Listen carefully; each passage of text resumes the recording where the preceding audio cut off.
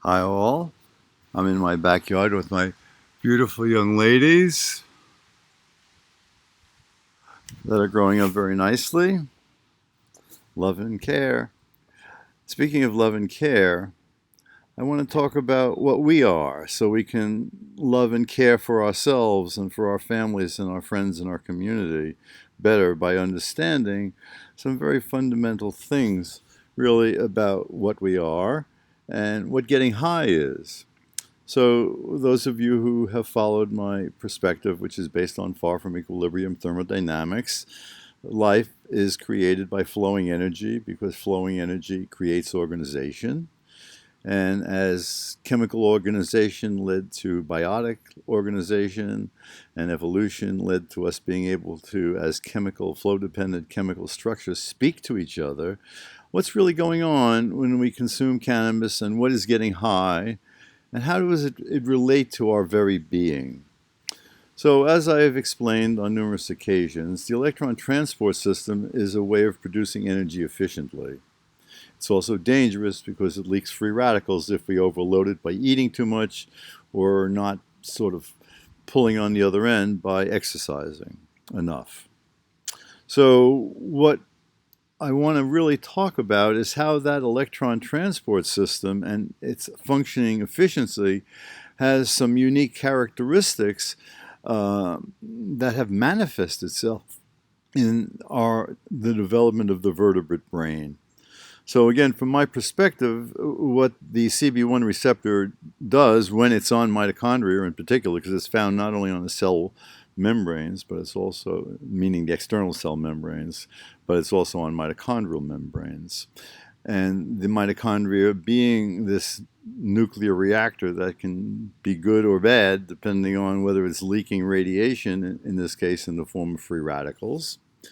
By being able to fine tune that nuclear reactor, you can keep it from spitting out too many free radicals. And that's what the CB1 receptor is doing.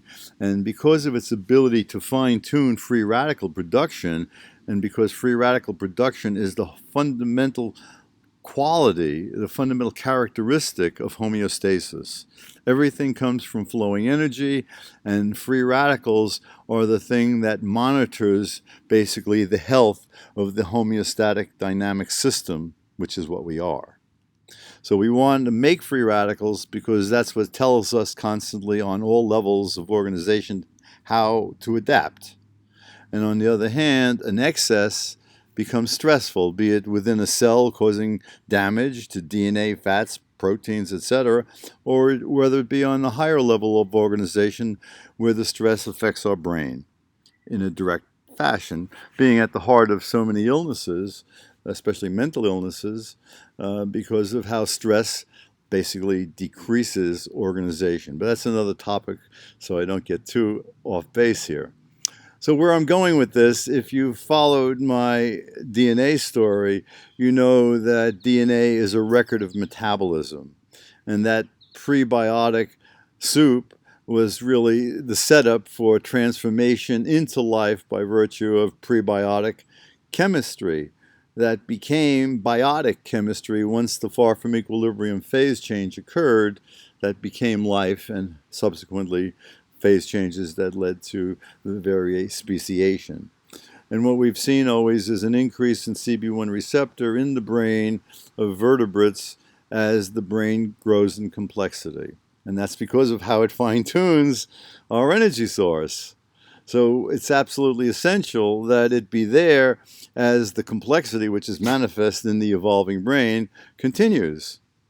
So we are metabolism, and our CB1 and our CB2 receptors monitor metabolism. They harmonize in a way to optimize our ability to do things and to be by balancing the free radical signaling and the free radical production with biological harmony so that we minimize any excess free radical production, which is what ultimately causes the decrease in the system, be it a cell or an organism, or equivalently really, but that's again another topic, a society.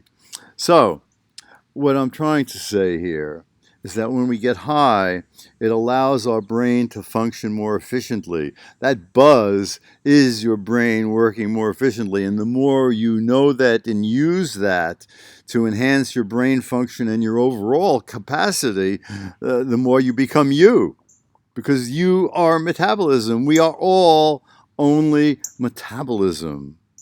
So what we have here, what I'm driving at, is our most fundamental human right. The fundamental right of any living creature with enough consciousness to know it has that right is metabolic freedom. If it's in fact the metabolism that creates the DNA and the metabolism responding to its environment that changes the DNA in a directed fashion, as I'm proposing, well then, of course, it's the most fundamental human right. We are our metabolism. The senses that come in via our sensory system, our nervous system, or the mass that comes in and is monitored by our immune system, those two fundamental systems of our body are monitoring and allowing us to adapt with the outside. And we all know how fundamental the cannabinoid system is. I mean, of course, the idiots in the conventional way of thinking that, oh, CB1 receptor, immunological receptor. That's nonsense. CB1 receptor turns on fat burning, and fat burning is a fundamental property. As a cell differentiates and becomes things, there are different pathways depending on whether they're guided by a more aggressive biochemistry, like sugar burning, or whether they become a more passive biochemistry, like fat burning. And we see that in the differentiation between, for example, M1 and M2 macrophage. It starts in their metabolism and manifests in their activity.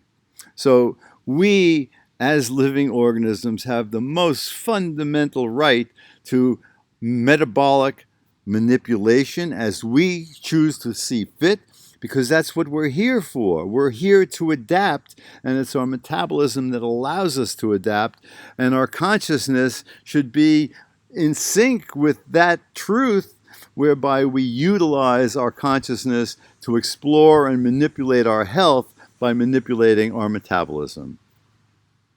Bye.